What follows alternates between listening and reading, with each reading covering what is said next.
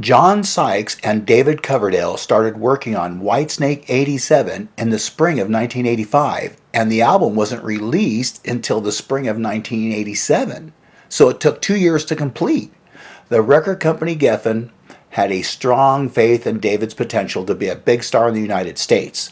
A huge amount of time and money was spent on the album, so Geffen had to promote it heavily to make back their investment. Whitesnake wanted to become popular in the United States as Ozzy and Dio were doing great in America. Van Halen was already a huge success in America, so Whitesnake needed a modern metal sound with melody, finesse, and drive to appeal to American fans. According to John Sykes, in 1985, Whitesnake meant nothing in the United States, but he had a clear vision of where they should be going sonically. He pushed David towards a sound that could make Whitesnake big in the US. It all came from him. As for David, Sykes said he didn't have any idea where Whitesnake was heading. So John and David wrote the songs in the south of France in the spring of 1985, and around September they flew to Little Mountain Studios in Vancouver to record the album with producer Mike Stone. Once the band recorded the basic tracks, Sykes says they started having problems because David was rarely seen in the studio and spent most of the time in the hotel. The band had to send him cassettes so he could hear how things were progressing. But when it was time for him to do his vocals, that's when the band really began to hit big trouble. In John's words, David used every excuse possible to explain why he didn't want to record his vocals. He blamed the weather, he wasn't happy with the studio. He even went so far as to say the microphones Little Mountain had weren't good enough.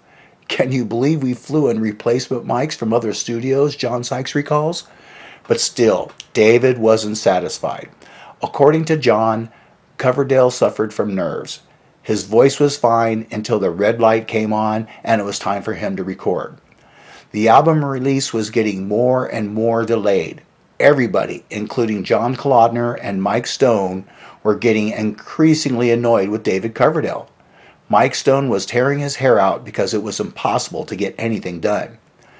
Then someone suggested that maybe a change in the environment might help David overcome his problems. So they all went to Compass Point Studios in Nassau, Bahamas. And according to John, it was an utter waste of time and money. Yes, they had a great time there, but from the work point of view, they achieved precisely nothing. So they went back to the Little Mountain and tried again. But still, David wouldn't get over his nerves. In the end, John went to John Kalodner and said maybe they should try to get Keith Olsen in to produce the vocals. Keith had already worked with Whitesnake when they recorded the US version of Slide It In. Mike Stone was fed up with the situation as it was, but with Keith on board, they finally get things done. Keith and David went to Los Angeles and finally they had the vocals down. And Sykes says, I know that since then there have been stories that David was suffering from a sinus condition and that's why he struggled with his vocals. But that's not how I remember it. But now, let's check out David Coverdale's side of the story and what he was going through at that point. According to Coverdale, basically the recordings were going fine. And one day, in David's words, I developed an appalling sinus infection which not only prevented me from singing in tune, but without any range at all. I started to sound very nasal, like I had a cold, but I didn't. I didn't have the symptoms of a cold, but I sounded like it. The first song I went in for was Is This Love? I thought, I won't overdo it, let's see. And I sang the song from beginning to end out of tune, and I couldn't tell. And at the end of it, I was dripping with sweat. I was exhausted, and that is not really an exhausting song to perform. We all take a break for a few weeks, but I keep sounding more and more nasal. So I saw a doctor who said it was the worst sinus infection he had ever seen, and he was surprised I could even talk. So David took this really potent antibiotic for 6 weeks. He headed back to the studio after getting his clean bill of health, flew down with Sykes and Mike Stone to the Bahamas, and a week later, the infection had flooded back in. So he asked Kalodner to temporarily pull the plug on the project, and they had to operate him for the sinus infection and class septum, with a 50-50 chance he'd ever sing again. There's a radio interview with David Coverdale where he explained of what happened. Here are the words of the interviewer and Coverdale himself. The interviewer: "Now, to add insult to injury, while David Coverdale wrestled with career-threatening throat surgery, his writing partner and guitarist John Sykes left, and producer Mike Stone suggested to the record company that they replace David Coverdale. Producer Mike Stone was fired." Coverdale says, "I'm afraid I was the only snake in residence," and he laughs. "One of the indications, I must say, I received absolutely no support from my partner, Sykes, at that time. In fact, I was mortified that he did everything he could to take advantage of me being compromised. But I must tell you, the only thing I can compare it with is castration. The idea of not being able to do it ever again would really compromise the joy of. I tried, as a thinking person, to come to terms with the idea that I could still write, I could still produce, and express myself through that. But of course somebody else would be singing my songs.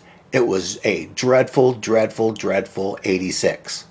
The interviewer: "With a new producer, Keith Olsen, but no band, and maybe no voice after surgery, David Coverdale can never forget the first time he re-entered the studio to attempt to sing again." Coverdale: "Well, I've got to tell you, extremely nervous, indescribably nervous. I mean, I don't think there's a word for it. Olsen was great. He said, 'Let's just have a couple of run-throughs.' I said, 'What do you want me to start with?' He said, 'Still of the Night.' I almost vomited. You can't be serious." He says, "I won't record it," and I sang the song twice, just fingers crossed. And that's what's on the record. It's a blend of two passes. And then he went, "I think we've got that one." And I thought I was just doing run-throughs. So there was the psychological weight. I was going for it. However, John Sykes himself said that he never urged Geffen to replace David Coverdale when David was having his health problems. This is what John said to Rock Candy magazine in 2017. "Now, I want to correct a rumor that I know has been out there for a long time.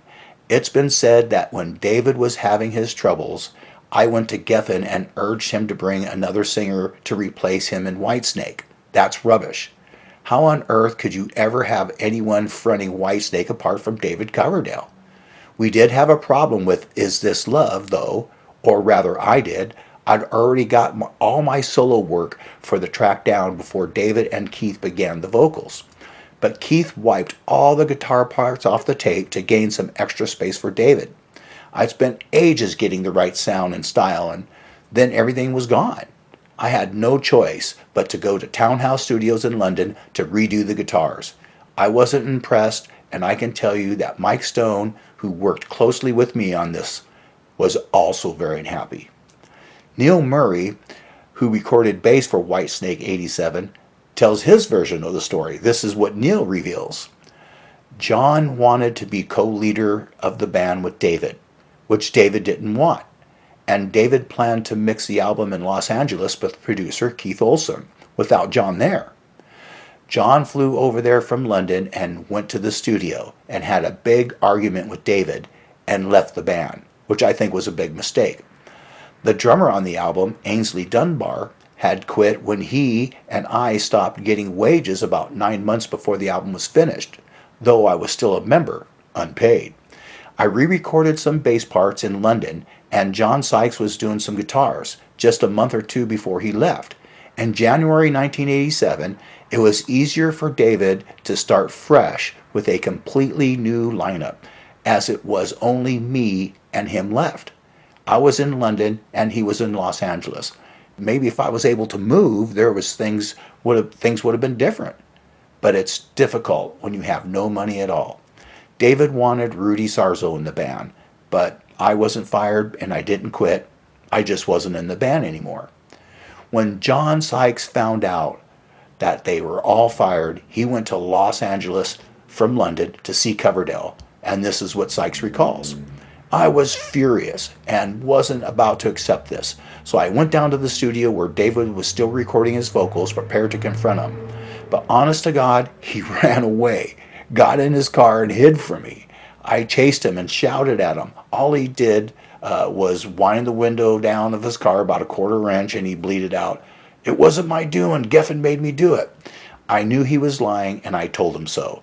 He then drove off fast, but I was still really pissed off at him. So I got in my girlfriend's Corvette and literally chased him down. I was seriously thinking of ramming my car into the back of his, but thankfully I had an attack of common sense and slowed down, letting him escape. So, after the musicians finished their job, Coverdale just got rid of them. They didn't get their credits. And anyway, when Whitesnake 87 went platinum, Neil Murray sued the record company and won his money. Actually, one person interviewed David Coverdale on the radio, and this is what he told me. I pulled Coverdale during an interview we did with him for our radio show, and I asked him, "How come you don't let John go out on the road to promote the album after all the work he put into the album?" Like many were disappointed, and his reply was, "I don't know what he's bleeding on about. I paid him $1 million to walk away. He should just concentrate on Blue Carmine or whatever it's called." That's pretty cool. There's also a rumor that it's Dan Huff who actually plays guitar on the album. And I heard that rumor when I was living in Los Angeles at the time. Let's try to figure this out. When John Sykes recorded his tracks, David Coverdale apparently didn't take John's work seriously. He thought that Sykes was just a shredder like many others in the 80s, and he would easily replace him. When Coverdale worked with producer Keith Olsen in Los Angeles, Keith had previously worked with Ozzy and many great artists. Keith said that they need a radio-friendly version of Here I Go Again, the one without the keyboard intro. So he brought in his session guitarist Dan Huff in the studio. And here's what Keith Olsen stated in the book Sail Away by Martin Popoff. Keith Olsen on 1987. "The arrangements are great. The drums were really great, but the guitars were totally out of tune. Sykes was going through a period of time where he wanted to have a harmonizer, wanted all the effects and the harmonizer going up and down so everything was really wide. And Coverdale found out that he couldn't sing to it." Martin Popoff, "Did you say out of tune?" Keith Olsen, "Oh yeah, really out of tune. Well, there was 35 tracks, when Mike Stone took the record and the first onslaught of guitars, there were 30-something tracks of guitars, and almost maybe there were one or two of the guitar tracks that were in tune. And it was there on every track. And so I would extract those two guitar tracks, and then John played a few others, and then later, when it became impossible for John, Dan Huff had to be brought in. We redid all the vocals, cleaned up the guitar so everything was in tune, got rid of all the effects that were out of tune." Keith Olsen on Here I Go Again. "I really wanted an eighth note in the verse. I got John on the phone and I said to John, 'Could you just grab your guitar and come by? You can plug into the studio amps. I just need eighth notes on 2 verses.' And John responds, 'No, Keith, I can't do that. I would need my entire back line, or I would have to fly to England.' And Coverdale looks at me and I'm going, 'It's just eighth notes. It's just jung to give it a little more push forward.' Sorry, he needs his entire back line?" I said goodbye to Sykes and I hung up the phone. So I bring in Dan Huff again. He comes in with his guitar, not even in a case, plugs in, hears a song once, and does it perfectly. So after John Sykes left, Coverdale asked Dan Huff if he wanted to join Whitesnake. Dan Huff checked out Sykes' guitar tracks and replied, "What you need is to get John Sykes back."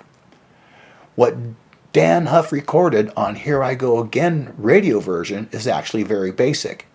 He had just 15 minutes to record the rhythm and solo guitar, and he obviously couldn't learn John Sykes' guitar parts in a week or two. Sykes' guitar parts are phenomenal. It took him months to record them.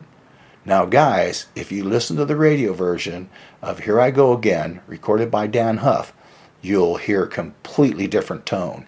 Dan used modified Marshalls very likely, while on Whitesnake 87, it's the sound of Mesa Boogie Amp, one of John's favorites. That's John Sykes. That's a sound he created with Bob Brock at Little Mountain Studios in Vancouver. And the same sound and guitar playing you hear on the first Blue Murder album. If anyone wants to know who really played guitar on Whitesnake 87, it's simple. Check out the first Blue Murder album, and you'll hear the same guitar sound and playing. That's John Sykes. If that was Dan Huff that played on the '87 album, then John Sykes did a hell of a job duplicating his style on both the Blue Murder albums and his solo release. And I actually saw Blue Murder. John Sykes sang Still of the Night and pulled it off perfectly. So Coverdale asked Dutch guitarist Adrian Vandenberg, who he knew very well since the early '80s, to join Whitesnake. And eventually Vandenberg recorded the guitar solo, the one we hear on the album version of Here I Go Again. Besides, Adrian looked like John, tall guy with long blonde hair. John Kalodner also called on the phone guitarist Vivian Campbell, who had just parted ways with Ronnie James Dio, and asked him if he was interested to play in Whitesnake. And when Vivian heard the record, he was blown away. His answer, yeah, sure, I'm in. Obviously, when David Coverdale entirely changed the lineup, he tried to minimize Sykes' contributions on the record as much as possible. He said things like Still the Night riff is an old Blackmore riff, or guitar tracks recorded by John Sykes were out of tune, and even claimed that he came up 95% of the guitar parts you hear on the record, to what John Sykes commented, I've heard some astonishing things that David's supposed to have done over the years and said over the years. For instance, he's apparently claimed that he came up with 95% of the guitar parts you hear on the record. Really? When I knew him, David could barely play the guitar. A lot of what you hear on the album is very sophisticated, and you could never achieve the standard that he did at that time. Interestingly, Robert Plant once claimed he knows David Coverdale and his integrity is questionable. Well, anyway, although Whitesnake was David Coverdale's band in the first place, he hired John Sykes and paid him as much as he asked, some real good money. He didn't have any right to treat the musicians who actually recorded the album that way. John Sykes co-wrote 9 out of 11 songs, hit songs, on the album. So he wasn't just a hired gun, he became very important for Whitesnake. But we also have to keep in mind that Coverdale changed musicians before John and after. So it was business as usual for Coverdale. And John says, we all know the album sold millions, but what was hard to take was seeing footage and photos not only of the new lineup on stage playing the music I had been so closely involved with, but also standing there with platinum records celebrating the album's success. None of them appeared on the record, but here they were, taking the plaudits for work I'd done. I put as much into the album as David did, and in the beginning we had a good working relationship.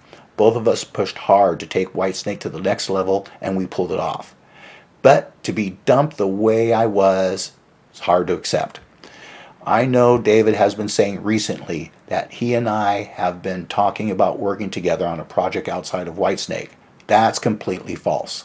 I haven't spoken to David since the LA car chase, and I really have no interest in ever talking with him again, let alone working with him.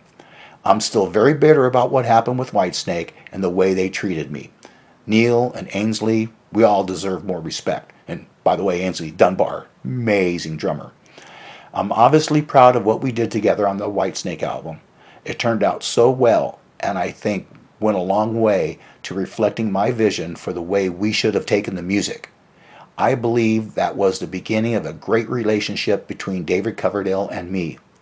I know we could have achieved so much more, but at the end of the day, I have to deal with the frustration of knowing that album was both the start and the end of our relationship.